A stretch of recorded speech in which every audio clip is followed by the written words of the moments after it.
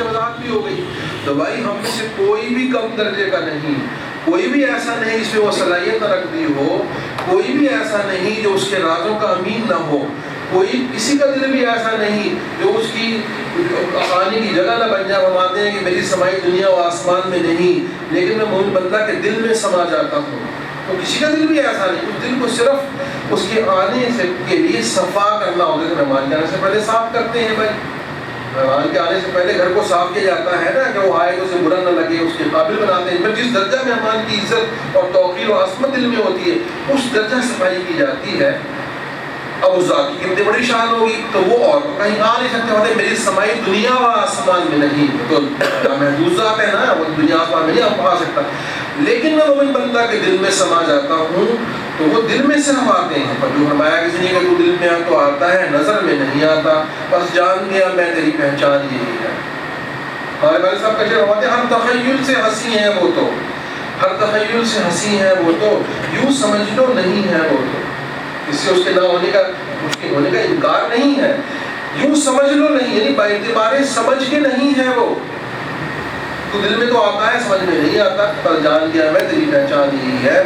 تو وہ دل میں آتے ہیں, دل میں سماتے ہیں. اس سے پہلے اسے صاف کرنا ہوتا ہے, اور وہ کسی چیز سے صاف نہیں ہوتا ہے جو اللہ کا بتایا ہوا اور اللہ کے نبی کا بتایا ہوا کے علاوہ ہو. حضور فرماتے ہیں ہر چیز کو رنگ لگ جاتا ہے, دلوں کو بھی رنگ, اور ہر چیز میں ہمارا ایک شکل ہے, یعنی ریگ مار صاف کرنے والا آلہ, ہمارا دلوں کو بھی رنگ لگ جاتا ہے. اس کا شکل اللہ کا ذکر ہے, جس سے ہم کو رنگ اتر جاتا ہے. تو اللہ کا ذکر اللہ کی محبت کا ذریعہ ہے. اور حضور نے فرمایا تو بات یہ ہے, یہ محفل جس میں اللہ اور اللہ کے نبی علیہ السلام کا تذکرہ کیا جائے, اس سے دل صاف ہو جاتے ہیں, اس سے دل کی سیاہی ہٹ جاتی ہے, دھواں ظلمت سے نکل جاتی ہے, وہ مجلہ ہو جاتے ہیں, وہ صاف ہو جاتے ہیں, وہ خوبصورت ہو جاتے ہیں, وہ سمائی کے قابل ہو جاتے ہیں. اور وہ سماتے کیسے لامحدود ذات ہیں. تو کیا ہمارے بڑے حضرت مولانا غلام رحمانی رحمۃ اللہ کی کتاب ان کے گھر سے تھی, میں نے کچھ پڑھے, اب ٹائم نہیں ہے اس میں سے. تو فرماتے ہیں کہ دل جو ہے نا, وہ دل میں جو سمانے والی بات ہے, تو وہ کیا ہے کہ وہ دل جب آپ صاف کر لیتے ہو, اب اس میں آنے کی صورت پیدا ہو جاتی ہے اس کے اندر. تو جو فرمایا گیا کہ وہ دل میں تو آتا ہے, نظر میں نہیں آتا. تو وہ دل کو کی صفائی جب آپ کر لیں گے, اب وہ آنے جانے والے کو اس کی یاد آئے گی. ایک اب وہ کیسے ہیں کہ لامحدود, جب اس کو ایک رب کو پانے کا ارادہ ہو جاتا ہے. تو حضور فرماتے ہیں جو بندہ اللہ کی ملاقات کو دوست رکھتا ہے, اللہ بندے کی ملاقات کو دوست رکھتے ہیں. اب جب اس کی ملاقات کو دوست رکھے گا اور اس سے محبت رکھے گا, تو اس کو لامحالہ دیکھنا چاہے گا نا. جب یہ سنے گا, حضور نے فرمایا اللہ کی ذات حسن ہے, یکتا ولا زوال حسن, اللہ کا دیدار میں ایسی لذت ہوگی کہ جنت کی بڑی سے بڑی نعمت میں وہ لذت نہیں ہوگی. انسان فطرتاً حسن پرست ہے, خوبصورتی سے متاثر ہوتا ہے, اس سے خوش ہوتا ہے, اس کو پسند کرتا ہے, اس کی طرف مائل ہوتا ہے, اس کی طرف کشش رکھتا ہے, اس سے اس کو جذب ہوتا ہے. تو جب یہ سنے گا, ہر انسان جس کی جو فطرت سلیم پر ہے, حسن کو پسند کرتا ہے, قباحت کو پسند نہیں کرتا. ہر سلیم فطرت آدمی کبھی چیز کو پسند نہیں کرتا ہے, وہ خوبصورتی کو, جمال کو, حسن کو پسند کرتا ہے.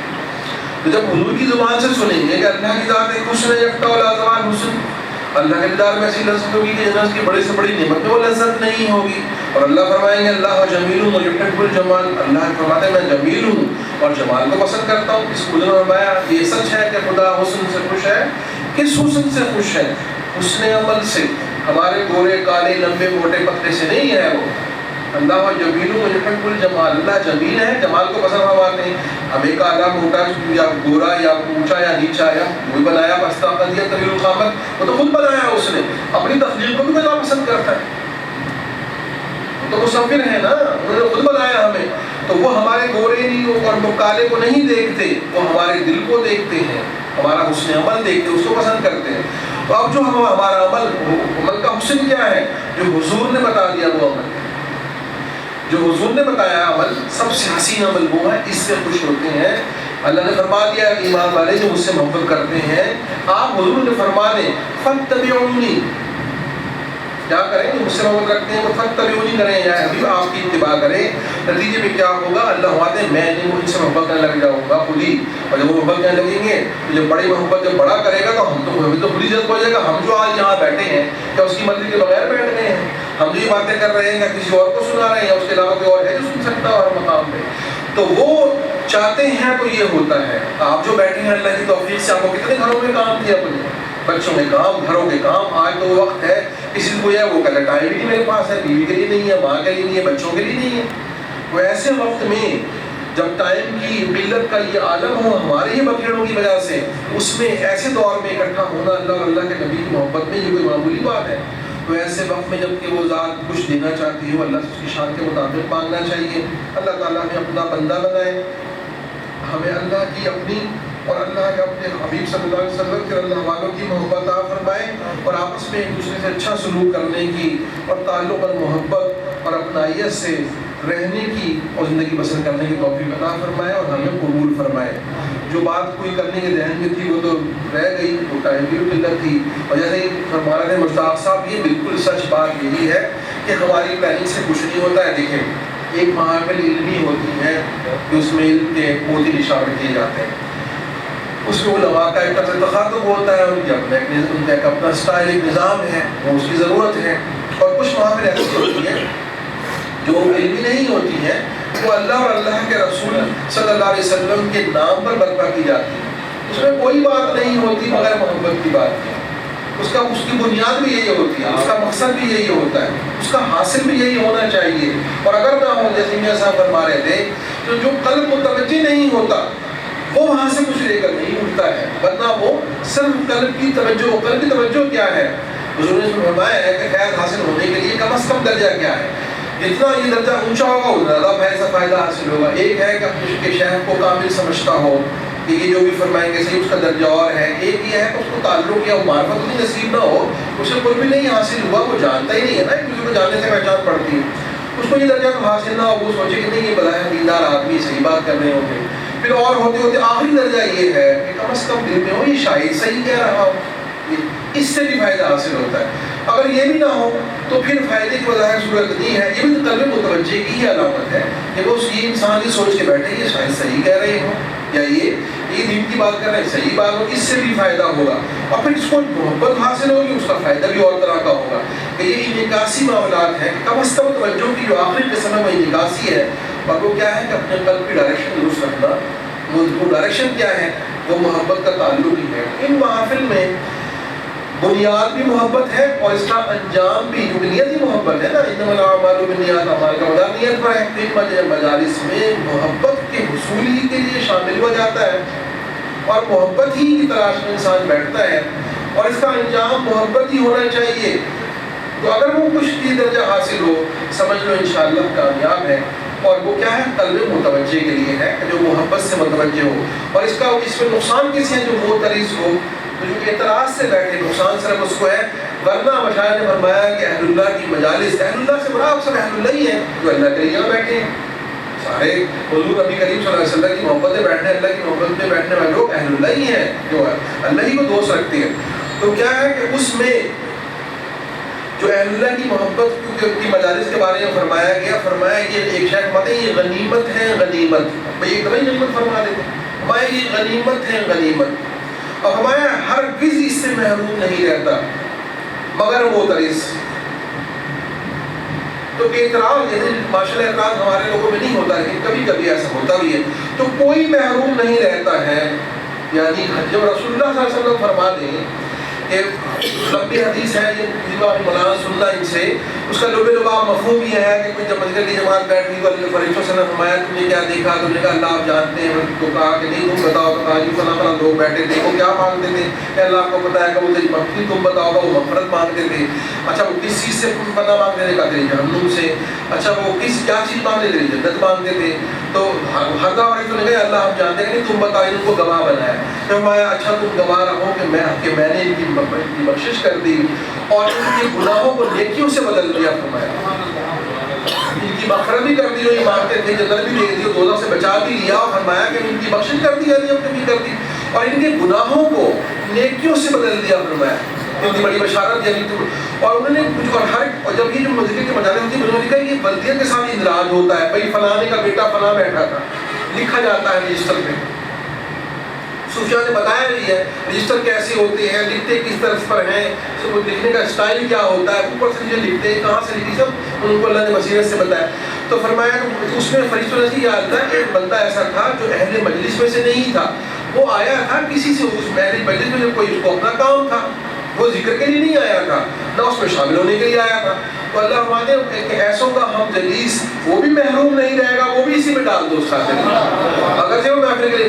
تو جو ان کا تعلق والا، کہ دینی تعلق والا نہیں تھا اپنے کسی کام سے، جب وہ نہیں محروم رہتا تو کون محروم رہے گا ایمان والا. تو یہ بڑی مبارک ہے، بہت بڑا اللہ کا احسان ہے ہم پر، بڑا اللہ کا کرم ہے ہم پر. اللہ تعالیٰ ہمیں جیسے اس نے دنیا میں اپنی یاد کے لیے جمع کیا، آخرت میں بھی اپنی یاد اور اپنے حبیب علیہ الصلوۃ والسلام پر درود کے لیے، ان کی محبت کے لیے جمع فرمائے اور اس کی برکت سے جمع فرمائے اور ہم سب کو قبول فرمائے اور ہم سب کو اپنا بنا لیں. تھوڑی دیر ذکر کریں گے کیونکہ یہ ایک تعارفی محفل بھی ہوتی ہے.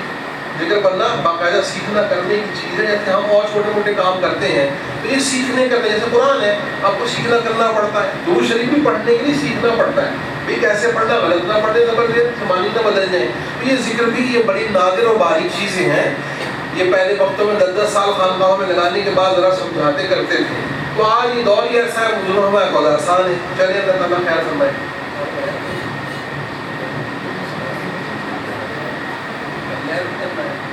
اس کی نماز تھوڑی لیٹ ہو رہی ہے، ساتھی نے کوئی نہیں کتنی دیر ہے، ٹائم اتنی رکھی ہے اب لیٹ ہے 36 منٹ والے 10 منٹ رکھ لیں گے، زیادہ لیٹ نہیں کرتے. 10 منٹ میں نا پتہ ہوتا کچھ نہیں چلتا باہر. چلو جی، پھر جہاز کبھی وہ کہہ رہے ہیں تھوڑی دیر کریں گے، وہ دروازے بند کر دیں اگر نہیں ضرورت ہے. اگر نہیں ضرورت تو بند کر دیں، لائٹ پڑ گئی. اندر آ جائے سارے نہیں، اگر باہر ہے تو کھلا رہنے دیں، کوئی بندے ہیں باہر تو رہنے دیں. تو بس پھر اب شوٹ نکلنے والا ہے، باہر کیا کرتا ہے. ٹھیک ہے جی، دوں یہ مائک یہ دیں، یہ ایڈ دے رہے ہو.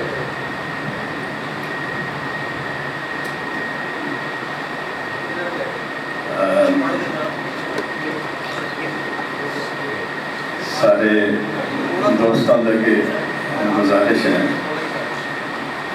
کہ واقعی ایسی مجالس واسطے ٹائم بھی کچھ کافی چاہیے. شاہ صاحب کا بیان اجے آغاز ہو ہی رہا سی تے ٹائم نے کہتا کہ نہیں، یہ بس اللہ دی رضا اور بہتری سمجھو جو بھی ہے، سمجھن والے واسطے اشارہ ہی کافی ہوتا ہے. اپنے قلوب دی، قلب دی، دل دی صفائی واسطے یہ ذکر جو دسیا جاتا ہے کہ آہستہ آہستہ الحمدللہ اللہ دے اس ذکر کی برکت نال انسان دے گناہاں دی سیاں جڑیاں دور ہوندیاں ہیں، اور جب تک صفائی نہیں ہوتی امور نہیں آتا. یہ سب کچھ بیان کر دیتا، پہلے بھی سنتے رہنے اسی ہر جگہ پہ، لیکن اسی غور نہیں کرتے کہ یہ چیزاں سارے اتنے اثر کیوں نہیں کرتی. جب اسی غور کریں گے نا تو پھر سانوں کو سمجھنے کی کوشش بھی آئے گی کہ یار آخر میں مر جانا ہے، مر کے رب کی بارگاہ حاضر ہونا ہے، تو میں اپنے آپ تک ہی حساب دینا. نیکی تو بالکل ہے ہی کوئی نہیں، لیکن اللہ کی بارگاہ سے یہ تو ضرور کہ اللہ میں تیرے ذکر کی مجلس سے گیا سی، تیرا ذکر کیتا سی، تیری رضا واسطے گیا سا، میرے تے رحم کر دے.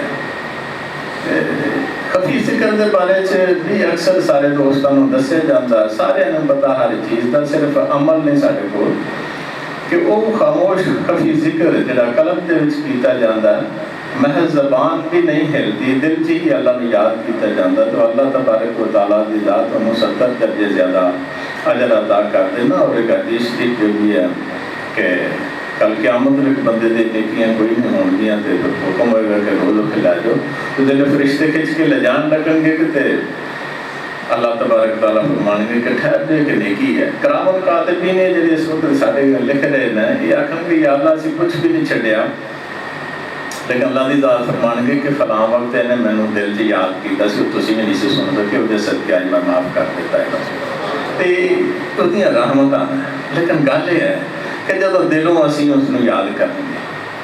تو دوسری گزارش یہ ہے کہ کچھ دوست بعد کئی دفعہ یہ گل عرض کر دینا کہ یار تسی اس ویلے دسیا نہیں پر ساڈا جی چاہتا سی اسی کو چلو رہبر پیر مرشد پڑھ لیندے کوئی بیت ہو جاندے کیونکہ میرے نال دفتر چ ایک دوست سن امان اللہ بٹ صاحب رحمہ اللہ تعالیٰ نے رحمت کرے بات پا گئے تو دفتر چ بیٹھے انہوں نے میرے نال گل میری ہوئی حضرت صاحب کی کتاب تحصیل السلوک میں انہوں نے دیتی انہوں نے پڑھی بڑا عزیز ایک آدمی سی انہوں نے پڑھنے تو بعد یہ گل کہی مینوں کہنے لگے مشتاق صاحب میں سمجھ گیا کہ جس شخص نے یہ کتاب لکھی ہے وہ واقعی اس قابل ہے اور مینوں انہوں نے کو لے کے چلی میں وہ اج تک انہاں لفظاں تو بڑا محظوظ ہاں اور بڑی مطلب خیال کرنا کہ اس نے اس قدر اس کتاب کی تحصیل السلوک دے پڑھن دا حق ادا کیتا کہ فوری طور پہ میں نے کیا خیر غیر اسی لاہور کا پروگرام بنایا گیا تو اتفاقاً جمعہ سی جمعے دا ٹائم بڑا تھوڑے سی جس دوست کے گھر اسی جا کے غلام مصطفیٰ صاحب کے ہاں بیٹھے سی تے اتنے جس ویلے حضرت صاحب دے آن دا پروگرام بنیا تو 10-15 منٹ جمعے دی نماز سے رہندے سی اسلام ہوئی کہنے لگے جب جمعہ پڑھی اگے امام صاحب نے دیکھا تو کہنے لگے کہ جی بس بھاویں 5 منٹ ہی کچھ بیان کر دو سرکار کچھ نہ کچھ کرو تو وہ 5 دے بجائے 10 منٹ لگ گئے تو نماز پڑھن تو بعد نہ میرا دوست کہندا ہے کہ جنیاں ہی گلاں سرکار نے کیتیاں تے ساریاں مینوں ہی سمجھان واسطے کیتیاں میں کہ انہوں نے ایک جنرل گل کیتی ہے کہنے لگا نہیں یہ ساری گلاں مینوں سمجھان واسطے کیتیاں بہرحال آئے گھر دوست دیر سے کھانا کھاتا سرکار فرمان لگے کہ مینوں بڑی جلدی ہے میں جڑا ساتھی میرے نال ڈرائیور ہے وہی سی گڈی اسی جانا ہے میں کہ تسی اس طرح کرو کہ سانوں رستے چ ڈراپ کر دو فلاں جگہ تے کہنے لگے چلو ٹھیک ہے تو نال ہی فرمایا حضرت صاحب نے کہ بھائی کوئی بات کرنی ہو تو کر لو ٹھیک ہے کوئی رستے جو ہی گڈی چ بیٹھے تو میرا وہ دوست کہتا کہ یار میں تے مریض ہونا ہی تو مینوں آکھیا ہی نہیں میں کیا میری عادت نہیں کہ میں کسی نو زبرن سامنے آئے دیاں نو آکھا چل گاؤ میرے پیر دا مرید ہو چل گاؤ میرے پیر دا مرید ہو میں کہ نہیں میری ڈیوٹی صرف اتنی ہے کہ حق دا رستہ دکھا دینا حق دے چلن والے دے کول ملا دینا سودا کرنا تیری اپنی مرضی پر وہ میرے مزید ہویا میں سرکار کو عرض کی تو کہنے لگے میں نے تو پہلے کہا تھا کہ جو بات کرنی کر لو تو اس وقت آپ لکھی اب ٹائم نہیں بڑی محنتاں دے نال اس دوست دے گھر 5 منٹ اثر دی نماز پڑھی تے 5 منٹ جی انہوں بیعت لگے وہ اتنا ذوق شوق سی اس بندے دا کہ ایڈا بڑا موٹا آدمی سی وہ دا پورا جسم ہی تھر تھر کمبن دا ہلن گیا دو فارغ ہوئے چلے گئے میں تو پوچھا میں کیا ہے کہتے ہیں سمجھ میں نے بھی کوئی نہیں آئی کہ کی بنے میرا تو وہ عشق و محبت ذوق شوق دی گل سی تو اس سے نسبت نال میں اج صرف اعلان کراں گا کہ ذکر تو پہلے اگر کسی دوست دا جی چاہے میں ہوں شاہ صاحب جی تو وہ آ سکتا کہ اور اس تو بعد ذکر دے نال ہی دے قلب دے توجہات بھی ہیں الحمدللہ ہونے بھی ہیں باقی بھی ذاکرین اس ویلے سارے توجہ دے مستحق نہ اور ہر ایک نو فیض ملے گا میرے پیر مرشد لاہوری رحمۃ اللہ فرماتے سن کہ یہاں جو بھی آیا ہے وہ محروم نہیں جاتا تو یہ انہوں ہی کی فیضان ہے اللہ تعالیٰ ہمیں توفیق عطا فرمائے اگر کسی کا دل چاہے تو اب موقع ہے پہلے تھوڑی دیر مل جائے ذکر کریں گے تھوڑی دیر مل جائے ذکر کریں گے جیسے کہہ رہے ہیں یہ بتا رہے ہیں نا وہ جو صاحب نے آئے ہیں سوال تھے ان کے اور سارے جواب مل گئے اکثر ایسے ہوا ہے اور بھی لوگوں کے حوالے سے وہ ہوتا کیا ہے میں یہ سمجھتا ہوں ہوتا کیا ہے جس کو اللہ